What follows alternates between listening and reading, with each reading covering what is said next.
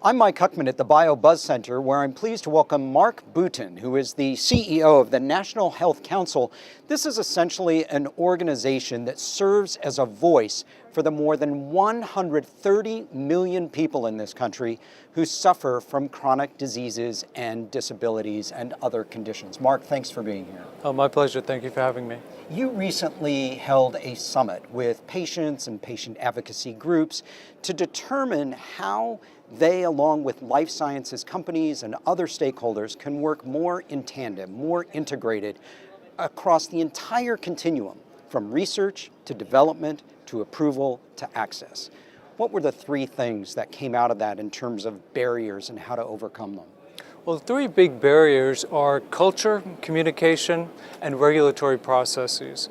Culture in that most people don't think of patient preference data as a scientific endeavor, and yet we've been doing it for 60 years. In fact, our current president was elected using these methods.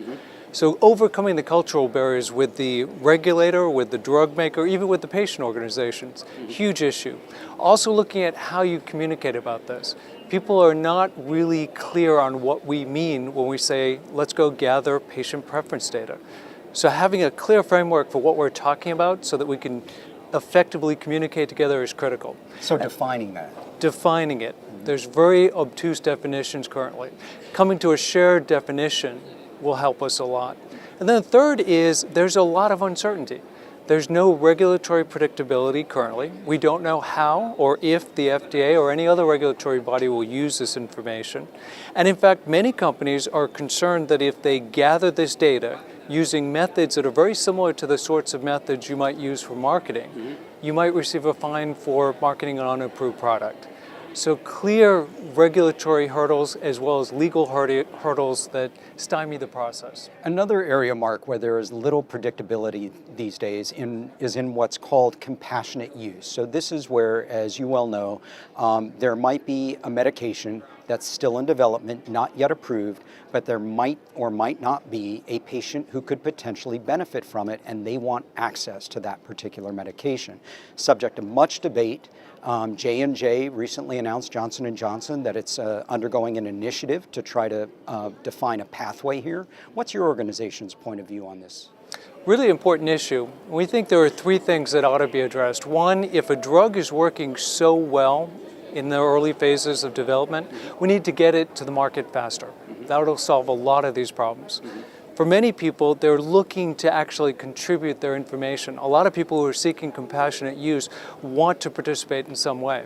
30 years ago, you could participate in a clinical trial in your community. Now you have to go to an academic medical center.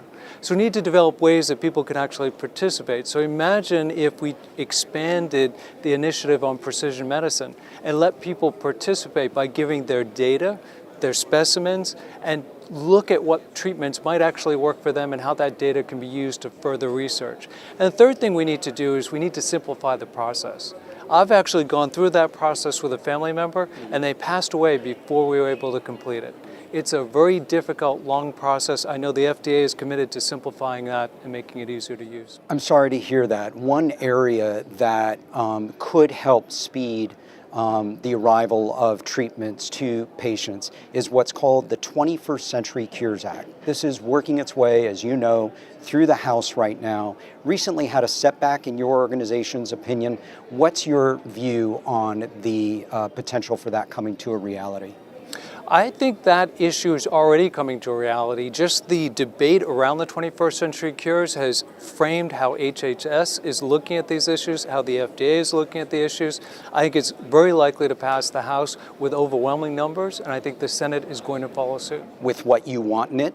We had 5 provisions. 4 of those provisions are in with language we wanted. 1 was taken out. We hope to get it back in the Senate. All right, 4 out of 5 ain't bad though in Washington, right? That's pretty good if you ask me. All right, Marc Boutin, the CEO of the National Health Council. Thanks for joining us here at the Bio Buzz Center.